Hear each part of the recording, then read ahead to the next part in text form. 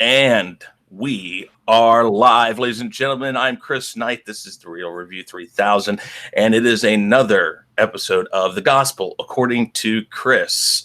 So today we have Thomas Gilkey to discuss whether or not Indiana Jones 4 belongs in the mythos of Indiana Jones set of movies. So first off, before we go into this, let's go ahead and get Thomas on here. And Thomas, you tell us about your channel. Tell us what you're about. Hey everyone. So my name is Thomas Gilkey, and my channel is just all about me and about what I like talking about, whether it's movies, TV shows, life, or whatnot. And that's what I talk about, whatever comes to my mind. That's good. Yeah, that's kind of what we do here at the Real Review 3000. People call us crazy sometimes, but hey, that's normal, you know. Okay, so let's go into this really quick. Why don't we discuss first the first three movies and what made them work well together, and then we will later on kind of start talking about what makes Indiana Jones 4 either work with those movies or not work with those movies. Yeah, I see. So first off, let me ask you this, Thomas. What is your favorite Indiana Jones movie? My favorite would have to be the third one. No contest. Third one for me. Yeah, I totally agree with that.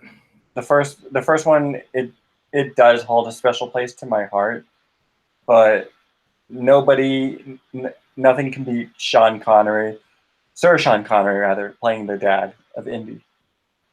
Yeah, no, that was like when they did that, they did one of the best things they could have ever done for the series. You get a guy like Sean Connery in there, and he just worked well in that spot. And I think I haven't read, but I would believe that Harrison Ford and him got along really well and were able to act together really well, because when you watch that, you can almost believe that they are father and son.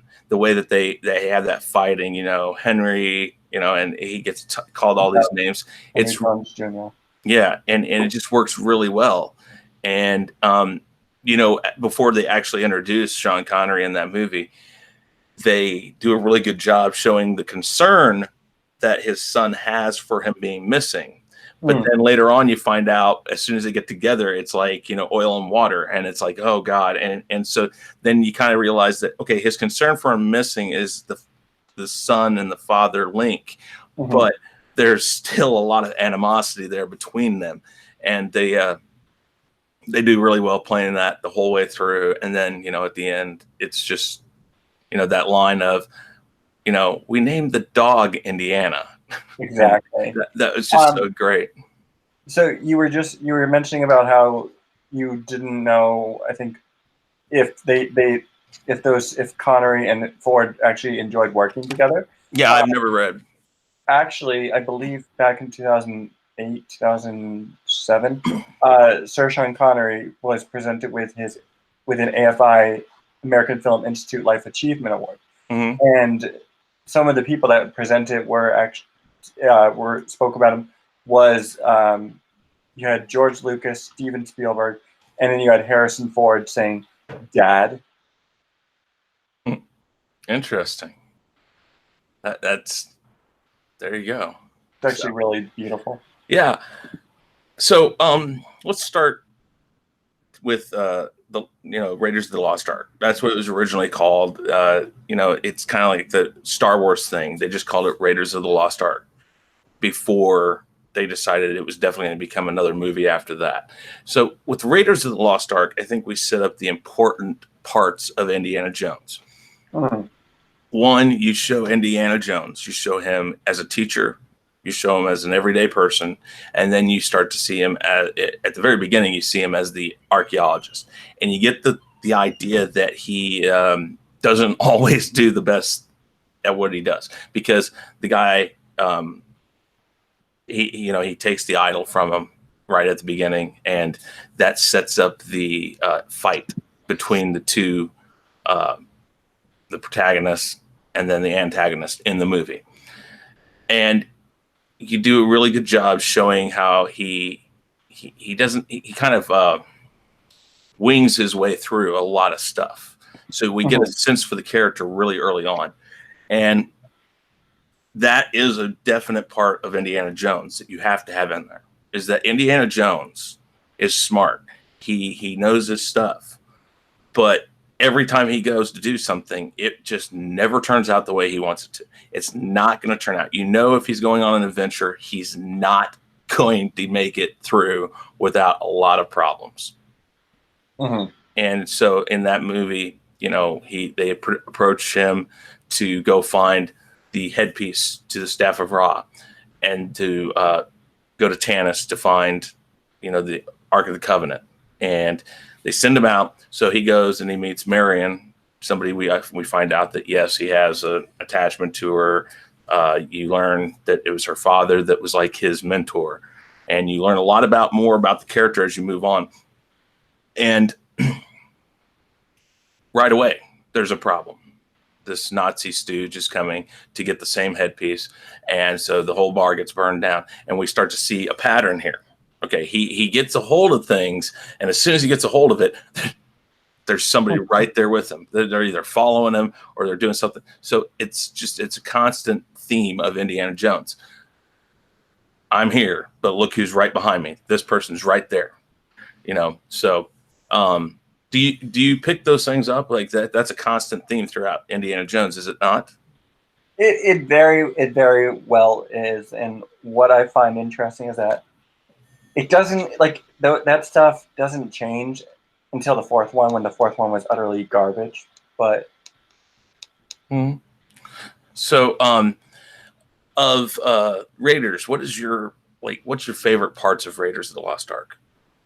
So one of my favorite scenes, and when I was a kid, when I was like maybe 15, 16, something like that, whenever my parents would take me to an amusement park, like Six Flags, my favorite part was always the bumper cars. And there is a scene very reminiscent of that. It's when Indiana Jones is he's trying to get onto the truck that has the Ark of the Covenant, and he's using his whip, and he's crawling he's crawling on the bottom of the truck, and you hear the beautiful score by John Williams playing throughout that whole scene, and then he finally gets into the driver's seat.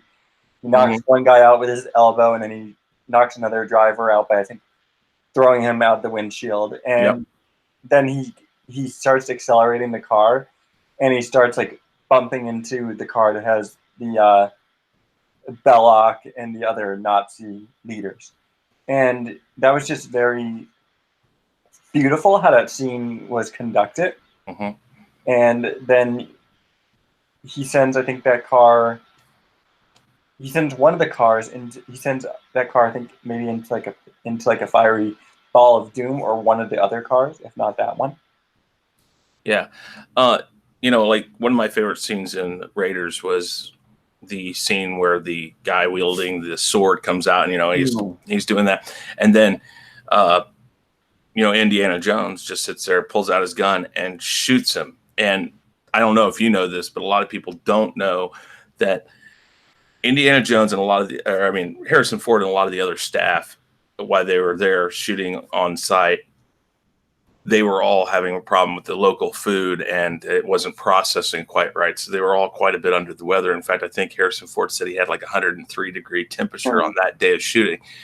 And so this was supposed to be a not long and drawn out, but it was supposed to be a fairly significant fight scene between him and the sword guy.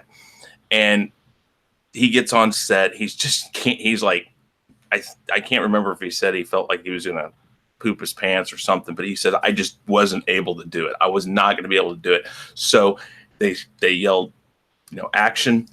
And this guy does that quick floral with the sword. And he just said, you know what, pulls out his gun and he shoots him. It was all ad-libbed, and they loved it so much that they left it in the movie, but that was not originally how it was supposed to be. So, you know, I think that's kind of one of the things. Indiana Jones does a really good job.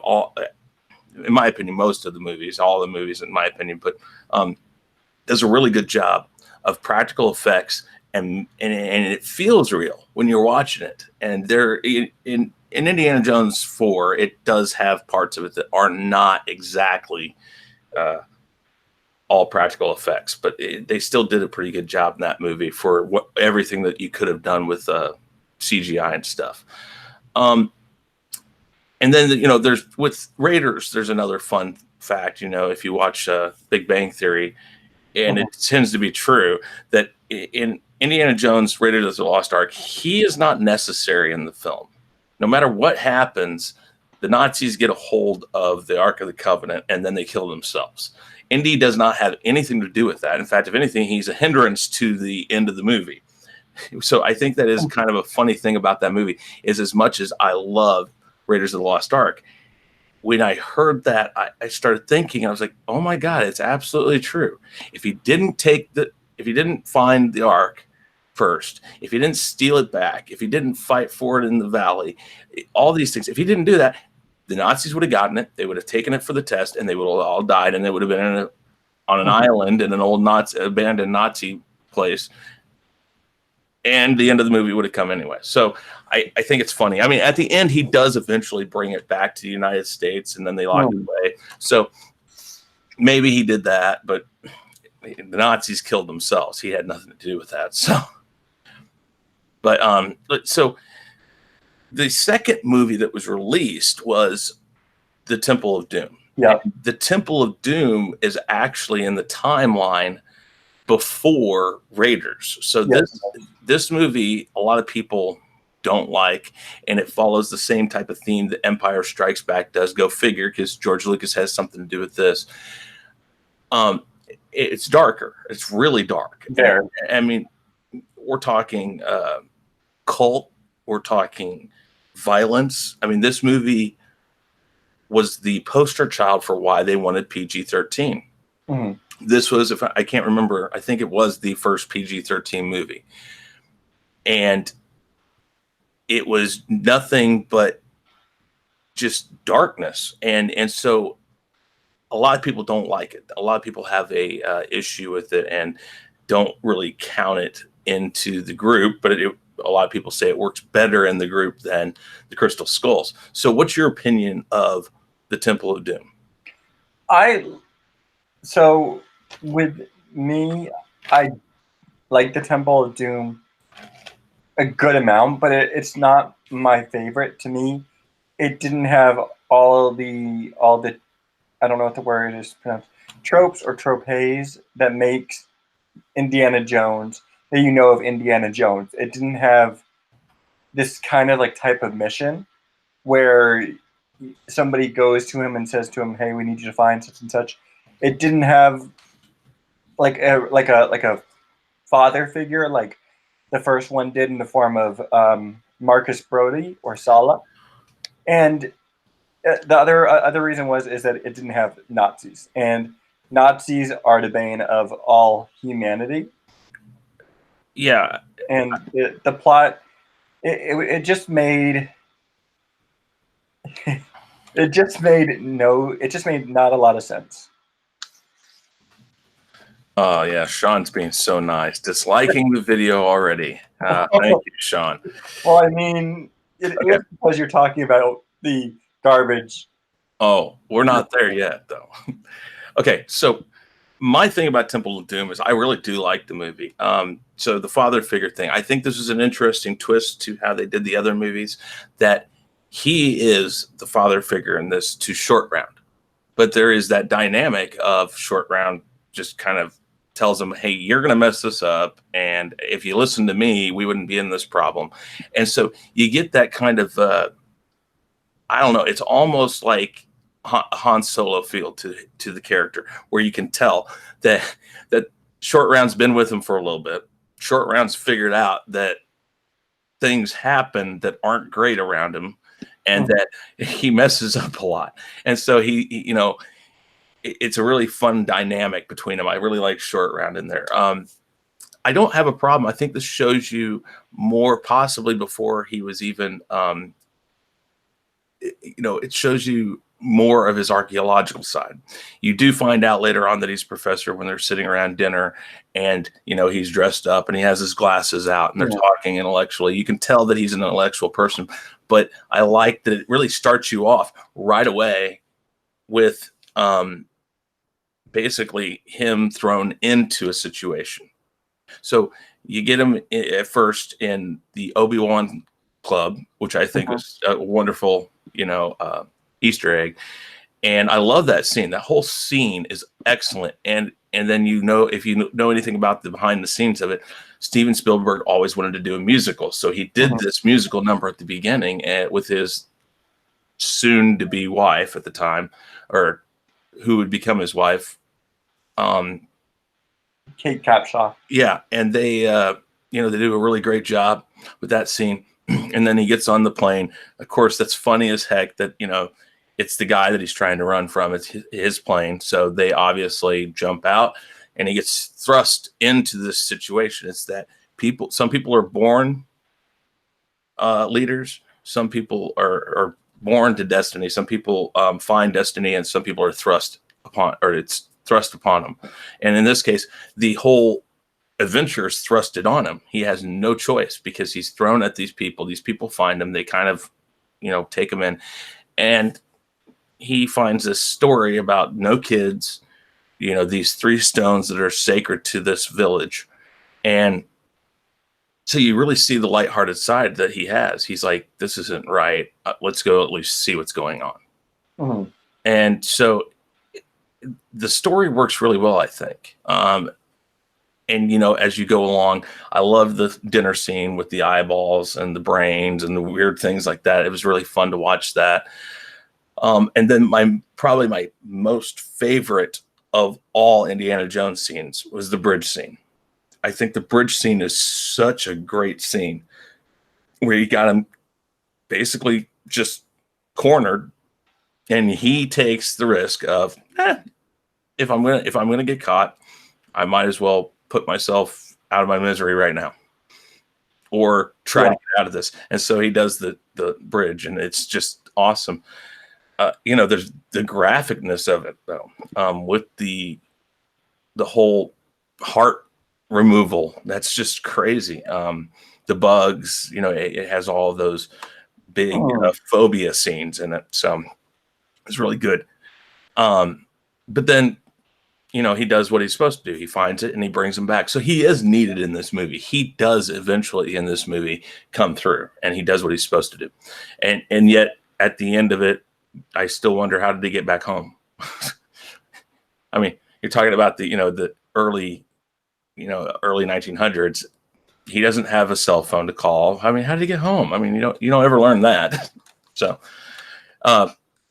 Indiana Jones 3, Indiana Jones and the Last Crusade. Why don't you talk about some of your favorite scenes, why you like it so much, and here we go. You just got me onto a complete nerdgasm. I mean, the next topic is going to probably bring my nerdgasm down to the lowest it's ever been. So I want to thank you for that, for ruining my night. So, Indiana Jones 3,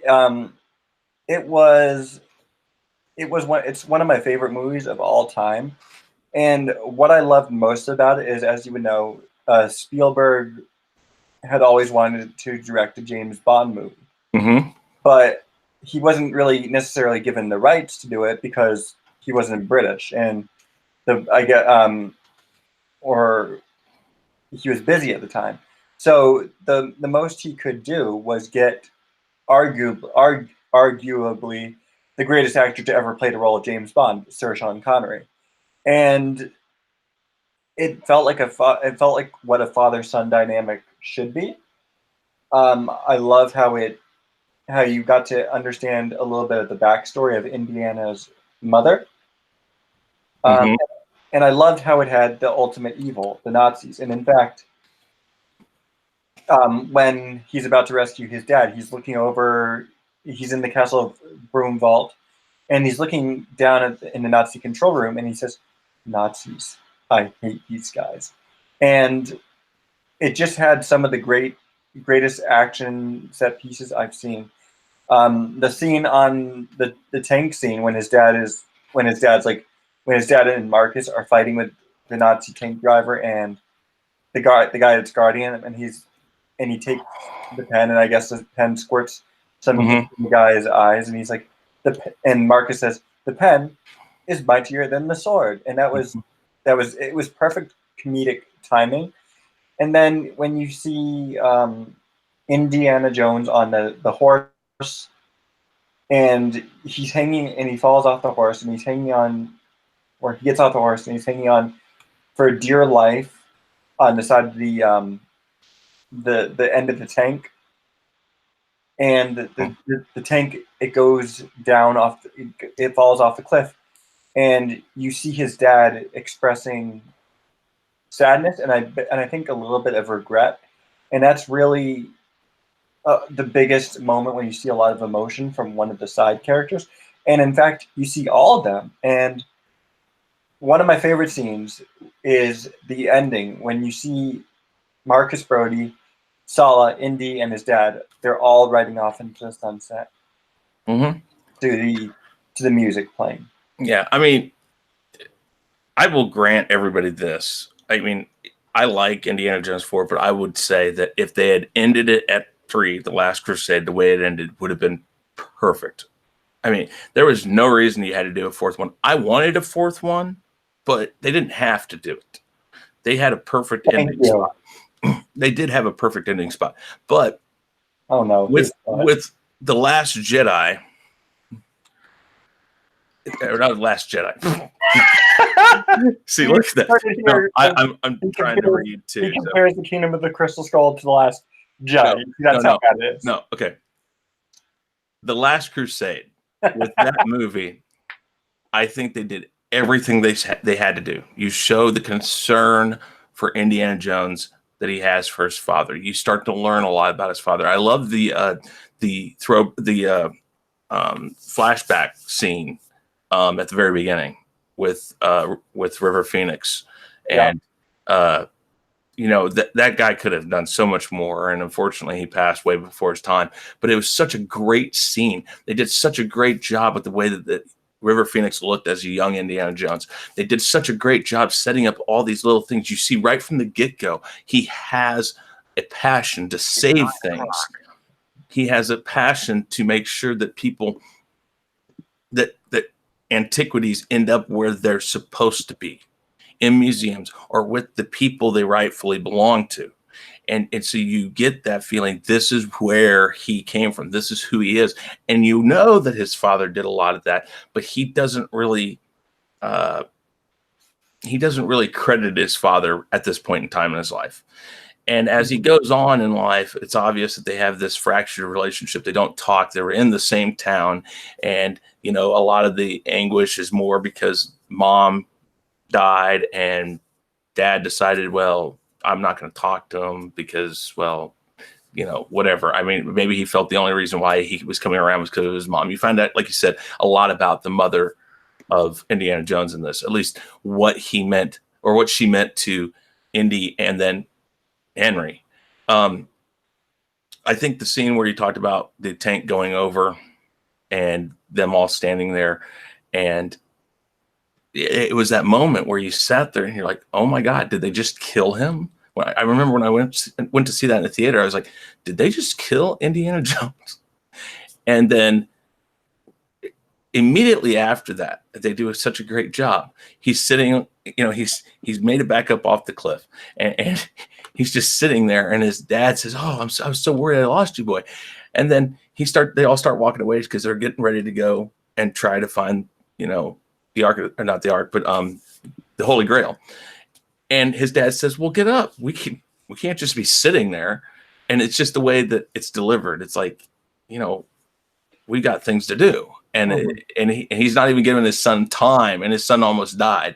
And then the hat in all these movies always comes back to him. It's like a boomerang. And I love that about that. But in this movie, it's really fun because it comes up right after that, and he puts it on, and it's like, that's his power. That gives him his power, his ability to move forward, to continue. And it was done really well. I love the places they did the scenes. They brought, they bring Sala back. They did everything you need for a sequel like this when at the time it was going to wrap up the group of movies. They bring back important characters. They dive really far into Brody's character, a lot more than you would have thought. You find out in the first one, he comes across more like a father figure and a smart man, a man that knows his stuff. And then you find out that he's a little clumsy. He's not as he's definitely not field ready, but he wants to go and he's raring to go. But I think he wants to go because he knows it's going to be fun, no matter what happens. And he's oblivious to all the danger he's in a lot of times, and it's really funny. So I think they did a really good job with all of that.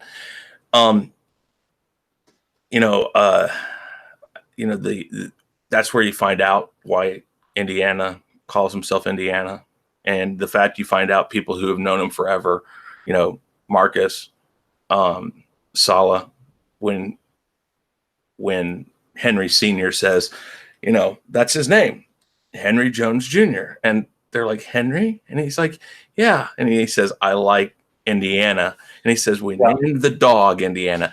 And again, geek out on that, because if you know anything about these movies, you know that is a clear reference to George Lucas's dog, and that George Lucas's dog is also the inspiration for Chewie in Star Wars. So it's that thing for some of us that are like, wow, this is fun. And it's so funny that they bring that up.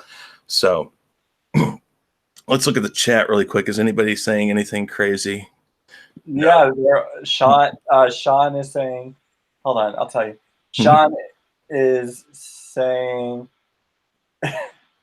Mara said, press T if you think Thomas is right.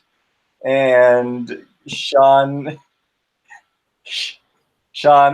that said, and that's how the series should end it. Mara Jade says, I'm sorry about your head, though. I thought you were one of them. Dad, they come in through the doors. One of the best exchanges in films. The father-son dynamic was the best part of Last Crusade. I love the back and forth they have, says Mara. Yeah. No, I mean, I would have been fine had they ended it with The Last Crusade. But as you see right behind me right now. Oh, God. I cannot. Okay, I can't look. Well, we're going to talk Indiana Jones and the Kingdom of the Crystal Skulls. That is like kryptonite for me. You're a whore. Where's Sean when you need him? He wouldn't help you. He has no power against me. My ego is all, and I am right on my show. That's right, people. That's why it's the gospel according to Chris. What I say goes. No. So here's the deal. I am going to point blank explain to you why Indiana Jones and the Kingdom of the Crystal Skulls belongs in the mythos. And I'm going to use some of the things that you've already agreed to. The fact that we still see Indiana Jones striving for something, and he fails, and he strives, and he fails. And the fact that they're constantly, the people who are going after the same thing are constantly following him, and they're constantly right behind him or right ahead of him. And there's also a bit of paranormal in it, something that isn't fully real life. In Raiders of the Lost Ark, you have the Ark of the Covenant. And when they open it up, the lost souls come out and they kill everybody. It's very paranormal. In Temple of Doom, you have this cult that is taking some sort of demonic power to do some of these things. You see somebody's heart pulled out and he's still alive. That's very paranormal. In the third movie, you see the Holy Grail, and then you see the fact that, this knight's, thousands of years old, and he's still there, or hundreds, whatever, I don't know the exact time, and then you see the power that it has. It kills somebody instantaneously almost, and it saves somebody's life. He goes out and he saves his dad's life by pouring water from the Grail onto him, and he instantly heals his dad. So each one of those movies has a paranormal aspect to it, as does the Kingdom of the Crystal Skulls. I think maybe where they went wrong was the fact that they made it too much like an Alien. You know, Steven Spielberg will fight till the day he's died that they're not aliens, they are interdimensional beings. I remember hearing that in so many uh, interviews with him. Is they're not aliens, they're interdimensional beings. Well, then you shouldn't have given them a spaceship, and you shouldn't have made them look like aliens. That is a very hard point to take in that movie, but it's still paranormal, so it fits in the mythos. Um, they bring back characters that you already know. They bring back Marion. Marion is a very important character to Indiana Jones. And then you bring into the aspect another father figure. So we have that father figure again. So we have the father-son aspect to it, like Marcus Brody and Indiana Jones in Raiders of the Lost Ark, Short Round and Indy in Temple of Doom, Indy and his own father in The Last Crusade. So you have that aspect in each one of these movies. You have very similar mapping out, having to find certain things to get to a final destination, secrets that aren't known, you know, like the three falls and things like that. Again, a lot of pitfalls, a lot of funny, oh my, this, and then you have the ants, you have that that phobia scene. So it has all of this stuff in it. I liked the nod back to Raiders. Yeah, sorry. Oh, that's fine. I like the nod back to Raiders, where they show the Ark of the Covenant. A lot of these things make it fit in the mythos. Whether or not you like how they achieved some of those doesn't necessarily make it a bad movie. It follows the Indy formula. You're okay. You would be right, except we already saw that. How many times are they going to beat us over the head with the Indiana Jones formula? We already saw it do. We already saw it done its best in the Last Crusade when we see him have his fear of snakes, pick up the whip, and whatnot. And how many times are they going to beat us over the head with it? Like, are they going to show us the Indiana Jones formula in Indy 5 if they ever make it? Well, as far as I know, they're already starting on that. So I mean, I hope they do better with some of the choices, but I still think it follows that formula though. I understand people don't like the nuking the fridge idea, and it's laughable. You're not going to survive that. Everybody knows that. But again, as much as I go in behind the scenes detail, and I think you've heard me say this before, and I've said this in a lot of other streams, that came directly from Back to the Future. So Back to the Future, originally, the time machine was supposed to be more of a capsule, and that it needed nuclear power to send you back in time or forward in time. And it still loosely was based off of many of the same things that DeLorean had, with like plutonium and stuff like that. But when he got back to the 1950s in 1955, they couldn't get the capsule forward to 1985 without a nuclear explosion. So they took this stainless steel Frigidaire refrigerator, which is what it was the capsule, because he wanted the stainless steel construction that stayed through the whole thing. And they took this refrigerator, they put Marty McFly in it, and they took him to the Nevada testing site where they were testing at the time for nuclear, to make a nuclear bomb or an atomic bomb. I'm sorry. And that's where the scene came from. Well, they scrapped that. They liked the idea of the DeLorean much better. They thought, hey, this adds another dimension of this is so futuristic looking. They had the idea for the farm scene. They came up with a lot better ideas that worked for the DeLorean than this capsule idea. So they went with the DeLorean. Well, years later, almost out of a nod to Back to the Future, he says, I have an idea. Oh, no. And he threw it in. And while, yes, again, laughable, Sure. But it's a great little nod to Mhm. Back to the Future. And so I accept that as exactly that, a nod, and it's very nice homage to the people that made the Back to the Future trilogy.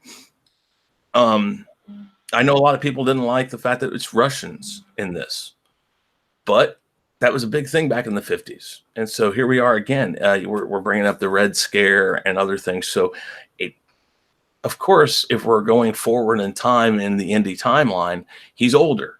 He's obviously been a part of World War II. Everybody was a part of World War II in one way or another. And probably Korea, a few other wars he was probably a part of. And then here you are now, he's fighting the Russians because, well, the Nazis no longer exist. So that's the next natural progression, because back in the 50s and 60s, the Reds were the bad guys for America. So it fits. It gives him a, a definite thing to fight against, that it shows he's all American. He's fighting against these people. Um, the Crystal Skulls themselves, that is a thing that actually exists. What they actually are, what they actually, how they were designed, how they were made, this is all questions. So it is something that fits very much along the lines of something Indiana Jones would go after. We know, we believe that because of writing, that the Ark of the Covenant existed. We believe that the Holy Grail existed.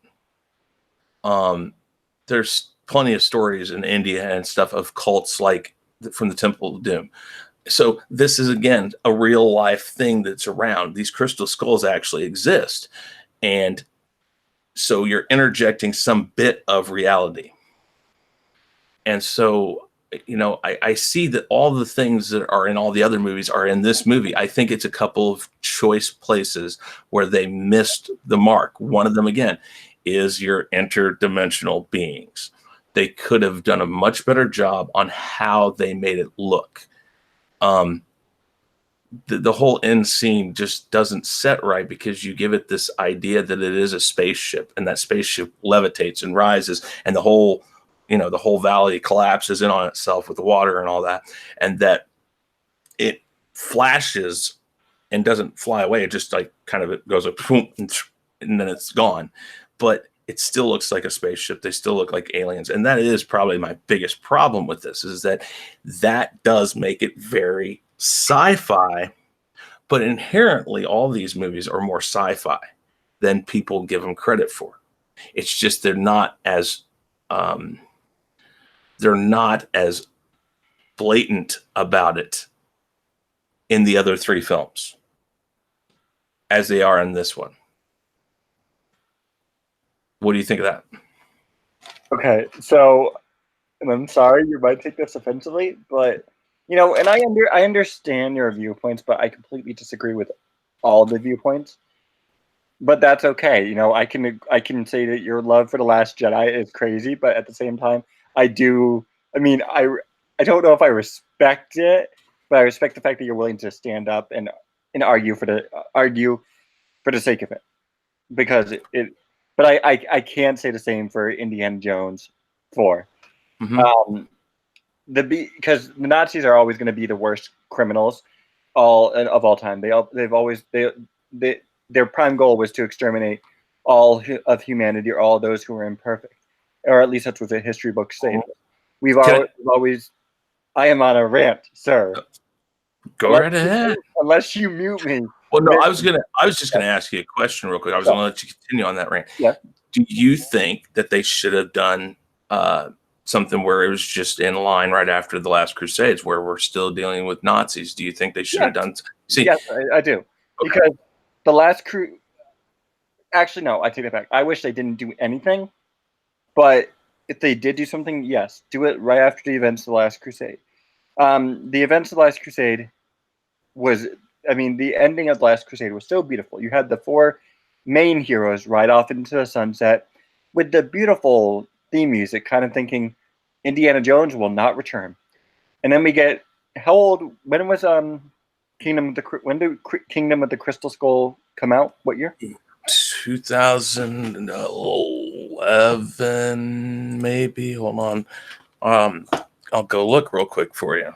Thank you. Go, continue, and I'll let you know real quick. So, all right, awesome. So to me, the Last Crusade, it was 2008. So Last Crusade was made in 1989. Mm-hmm. We have Harrison Ford at a much older age, not really able to do as many of the stunts as he was able to do in the first and second and third one.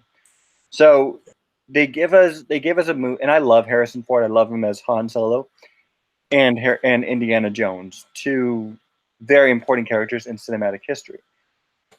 For the first three Indiana Jones movies, the fourth one, I wouldn't consider him a very important part of. I wouldn't consider that movie a very important part of cinematic history. You have the Russians, if you put the Russians over who's worse, the Nazis or the Russians, I would pick the Nazis any day, because the Nazis wanted to, wipe out history. Heck, if they were about to kill a professor and his son in the third one, and they were burning books when when Indy retrieved the diary back from Ilsa. Who knows what they were going to do in the third one? I mean, in future movies if they brought them back. The refrigerator scene. Does Spielberg and Lucas, do they not rely on the talent of the filmmakers that the people involved? I mean, clearly when you have Kathleen Kennedy involved with the fourth one, which I think she was in some way or shape or form, if you have Kathleen Kennedy involved, you don't have faith in it being in, because why would they need to do a parody of one of the greatest film series of all time, which is Back to the Future? And I don't think it was a parody, though. Then what do you think it was? I think it's paying homage. It's saying, I'm going to use a scene that they didn't use, but people who know about it are going to say, "Oh, I know where they got this from." That's how I felt when I saw it. I was like, "That is kind of a cool thing you do." But Go right ahead, keep going. All right, thank you. And then the poster behind you, you have Cate Blanchett, who was a horrible horrible one of the worst characters in cinematic history. I apart from maybe what they made Luke Skywalker be in Last Jedi. You had Ray Winstone, who is typically a really good actor in certain films. Like, he was really good in The Departed, and he was just garbage. You didn't know what he was, if he was a single agent, a double agent, a triple agent, because he kept on switching sides. You had a very older Marion Ravenwood. Now, I'm not against the actresses who can kick butt at the 60s, 70s. We saw Diana Rigg, who played the Queen of Thorns in Game of Thrones, kick some butt, and just upshow Charles Dance as Tywin Lannister in Game of Thrones, and a few other characters. So it's obvious, but going off of this, because you brought up the snake scene, that it did not need to be in the movie at all. The scene, no, but it does fit. I mean, they're in. I mean, the way they handle it, maybe not. I mean, but exactly. If you know about it. Now, the thing is Marion should have remembered that he doesn't like snakes. And she should, I think the funnier way to have done that would have been her look around, and when he brings her a snake, she just go like, "Oh God, this is going to end up well." And then she has to look at him and says, "That's not a snake, that's a branch." And he says, why didn't he call it a branch then? And then she could have looked him up and go like, "Mutt, it's a branch." And that would have been a much better way, other than him constantly telling both of them, "Call it a branch, call it a branch." I think it would have been better had she been, "Oh wait, we can't do this because he hates snakes." There was a better way to write that, without a doubt. Okay, all right. Thank you for admitting at least one flaw. I've admitted several flaws in this. I don't disagree with flaws, but go ahead. But you clearly agree that it is a good Indiana. You say that it's a good Indiana Jones It movie. falls in the line of all other Indiana Jones movies. But it's not the best. It is the absolute worst of the four. Don't get me wrong. It is. Mm-hmm. Go ahead. And then you have Shia LaBeouf. Oh, come on. No, I am going to go with Shia LaBeouf. He was a horrible side character. He did not need. He didn't prove. He didn't. He was usually when you have characters like side characters or whatnot, they are in there to prove a point. In one in Raiders of the Lost Ark and Last Crusade, I'm not going to really count Temple of Doom because there was no really good side characters apart from maybe Short Round. Mm-hmm. In the first and the third one, you had his father, you had Salah, you had Marcus. They all proved capable of holding their own to Sean Connery. And to Harrison Ford. My apologies, I misspoke. Mm-hmm. And they're all very talented actors. Shia LaBeouf, he couldn't hold his own to Harrison Ford. And I understand that he's younger and that Ford is more talented than LaBeouf will ever be, because LaBeouf used to be a good actor. I think he's still a good actor. I just think he got to a point where he just kind of blew parts off because he wasn't interested in them. Kind of like a really smart kid not liking public school. And he just blows all his courses, doesn't pass. And why? Because it doesn't engage him. And I think the problem with that is that Steven Spielberg was too reliant on Shia LaBeouf to continue using him. And eventually it's obvious that it doesn't work out. And, he kept using him and kept using him for this part, that part, and all that.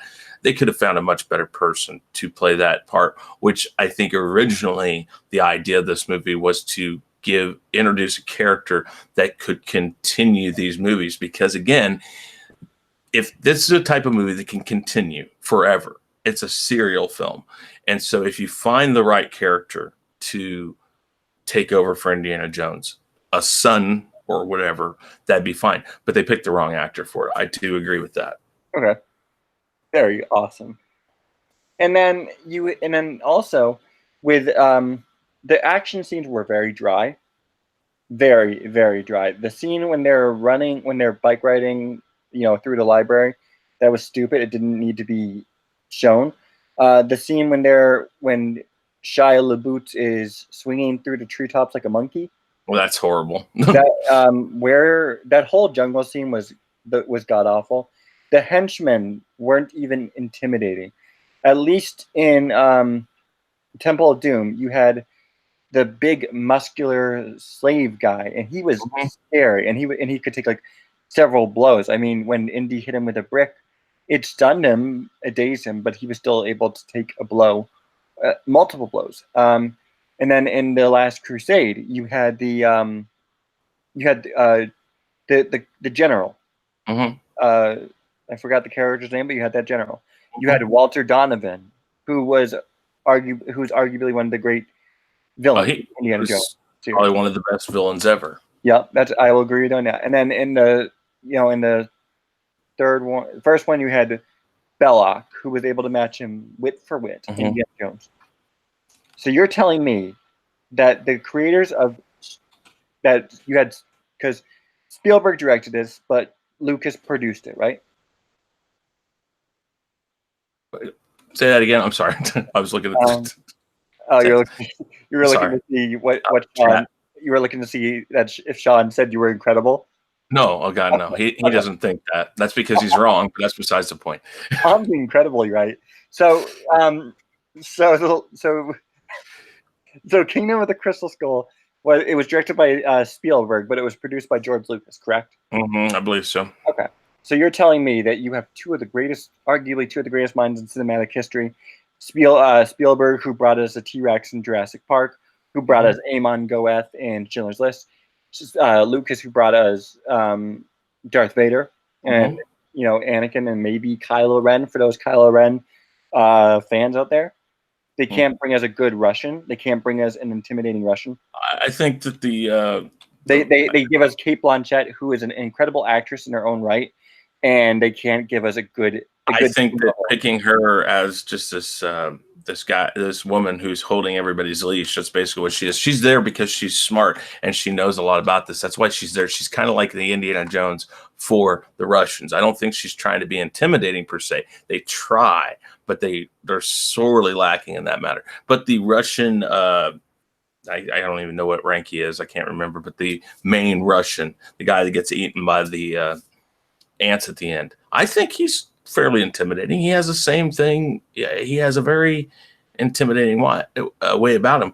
It's just that Cate Blanchett's character, she kind of holds his leash a little too tight. So even, like at the beginning when he's about ready to punch, Indiana again, she says stop, and he does it without a question. I mean, if I were him and if I were to write that scene, I would have been like, boom, hit him one more time and go like, oops. You could have shown that he had a little more. He could have been more ruthless, but I don't think it. I mean, don't get me wrong. All of this is much more watered down than all the other ones. It is not the best one, but it still has those aspects. Now, to your point of Kathleen Kennedy, though, do you know how many movies of the Indiana Jones series she's been a part of? I think all of them. Yeah, and she was a part of all of the Back to the Futures. And so to say automatically, and I am by no means apologizing for her and Star Wars and stuff, I don't think she had as much to do with this as people think, and that's why they think it twisted. I think they had this idea that they wanted to kind of continue this series, and probably Harrison said at the time, he's like, I'll do one more. And Harrison did say, I will do another if I like the script. So if that's true, and he read this script and he says, I'll go with this, then Harrison Ford's just as wrong as everybody else is. Mm-hmm. So I think that this movie, the intentions of it and the outline of it was a lot stronger than how it came out on film. Because when you start getting the wrong actors in spots and you start using things that you've never used before, if they had not used the CGI as much, that would have taken the explosion, the beginning out. They would have had to figure out something else. That would have taken the swinging jungle monkey scene out. So a lot of this stuff that they would have practically done back in the day would have been taken out. The waterfall scenes, you can do that practically. Mm-hmm. In fact, most of that scene was done practically.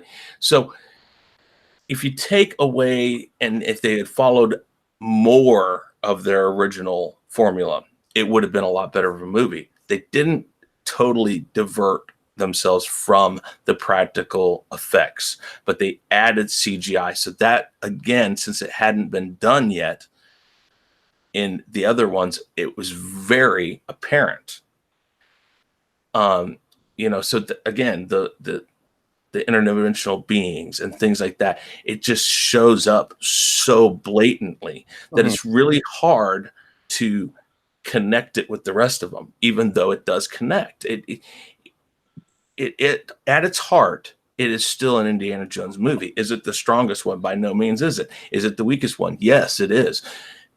Before this, everybody would have said Temple of Doom. Before that one came out, everybody would have said Temple of Doom is the weakest one. And I don't necessarily agree with that.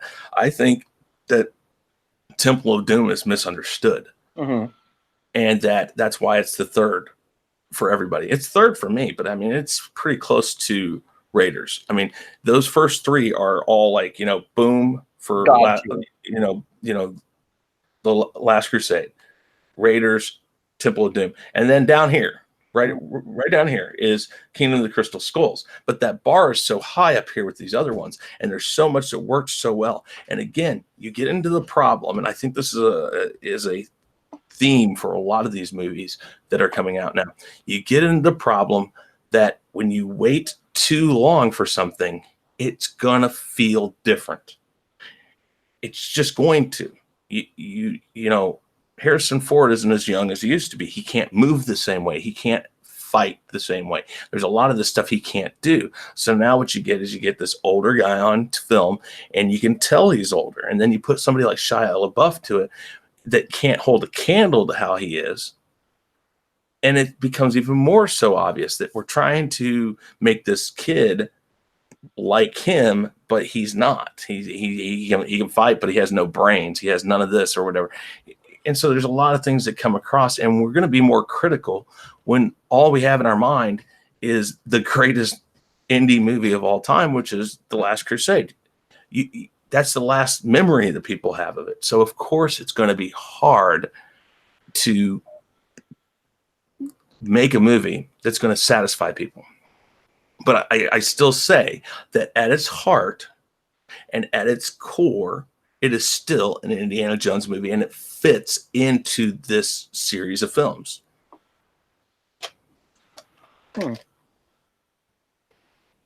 You're just kind of like, I don't know. I just don't know. I still don't think it fits into the series of Indiana Jones. So we'll ask the chat real quick. You're gonna get slaughtered. That's fine. Rest in peace, Chris Knight. At its heart, though, does Indiana Jones and the Kingdom of the Crystal Skulls fit into the mythos of Indiana Jones and into the rest of the movies? Does it fit? And go ahead, chat. What do you say? Let's see who says anything first. Besides that, I'm crazy. Everybody knows that. They're still talking about Kathleen Kennedy. Crazy KK. Being a Sarlacc pit.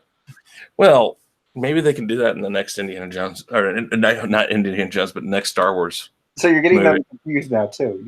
Are you sure? What? Oh shit! I was right. Cinna Dave and Mara Jade said no and no. Yes. Oh, Hoff says yes. So that's kind of, but not well. So that's 2 yes, 2 only no. Vaguely at best. So it's kind of like no. So you see, that's what I'm saying. It fits. It has the characteristics of it. I mean, and this is the fact, and this is the great thing about this segment that we do here, is that it's gonna be pretty split on this. The only time it's not gonna be split, and I will never do one because everybody's gonna say I'm wrong, is we're not gonna do The Last Jedi. We're not gonna do one of these on The Last Jedi. Even though I don't think it's a horrible movie. Chris, you're wrong. No, because the gospel states that Chris is right. And in this case, I say Indiana Jones 4 is a part of the Indiana Jones mythos. Even though, Thomas, you did a great job making your point known and making your statements very clear and very concise and very poignant. And I appreciate it so much. You're still wrong, sir. Sean just said, I didn't say yes. You know what? Yes, you did. That's what I'm saying. You might think I'm wrong, but last time I checked, you invited me on. You're right. I mean, are you waiting for it? Are you waiting for it? What? For you to admit that The Last Jedi? Oh. Say it again. Hey, you've done it to me before, so I'm just gonna do it once. No. Okay, I had. Well, you did deserve it all those times. I probably did. So go ahead and say it. What? The Last Jedi is a horrible movie? We're not talking about The Last Jedi. Last Jedi and Indiana Jones 4 are god awful movies. Oh, I don't see. Which is worse, in your opinion? What? Which is worse? Indiana Jones 4, but The Last Jedi, yeah. Oh, yeah, no. Is close behind. Oh my gosh, I would not have expected that. You know what? You're gonna probably get like all hissy pissy, all hissy fussy, and that's okay. Nope. Because I gotta see. Oh God.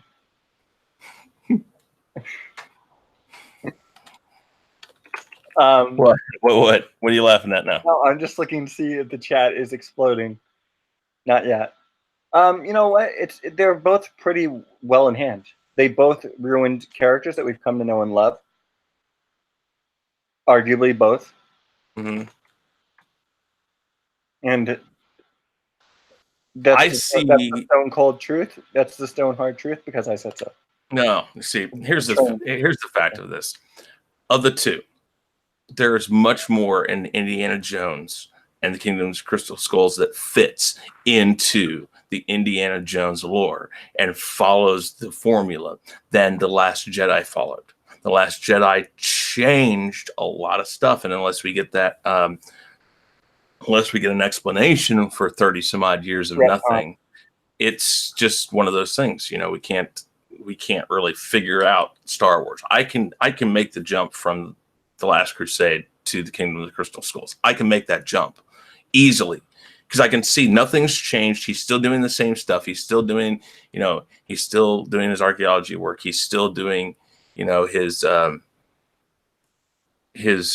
professor work and all that. So there's nothing that's really changed. The character's still the same. So I follow it a lot easier than I do wondering, why is Luke acting this way when I don't have any clue and I haven't been told anything about why he's that way. With that said, though, Thomas, I want you to go ahead and tell them about your channel one more time because we're going to wrap it up right now. Alrighty. Hey, everyone. My name is Thomas Gilkey, the hater of Indiana Jones 4. And you can find me at Thomas Gilkey. My other account, which is where I do live streams from until 90 days is up, is Jeremy Tank Engine, where I'm going to ram Chris over with the power of the train. Oh, well, hey, my kids loved that tank engine, and I can't say I hate you because you know what? They love Thomas, so I'm quite all right with that. So my name is Chris Knight, and this is... before I forget, thank you also for having me on. Oh, not a problem. I loved having you on. This is a great discussion. And again, if nothing else, I want to show people that even though there's differing opinions out there, that we can converse in a respectful manner and laugh at each other about how crazy one or the other is. Preferably you, because I'm not crazy. Hey, I'm not crazy. My mother had me tested. No, I'm just kidding. Okay, so John, no, but he's going to tell you I am. So that's true. But I like showing people that sometimes differing opinions can get along, and that it's okay to have differing opinions. And that's the whole point of this segment. If we have differing opinions, it's okay to come on here and express them. With that said, I'm Chris Knight. Yes. I do have to point out something that the beautiful Mary Mayhem just said. She said, "Don't leave me." Thomas won, though. Thank you, Mary. No, he did not. Oh. Didn't win. Anyways, my name is Chris Knight. This is The Real Review 3000, and this was The Gospel According to Chris, which is why I'm right, he's wrong, and that's that. Thank you, everybody, for watching, and have a great night. Bye-bye, everyone. Chris' Love the Last Jedi is horrible. Well, The Last Jedi is definitely worse than Indiana Jones 4 because it is an Indiana Jones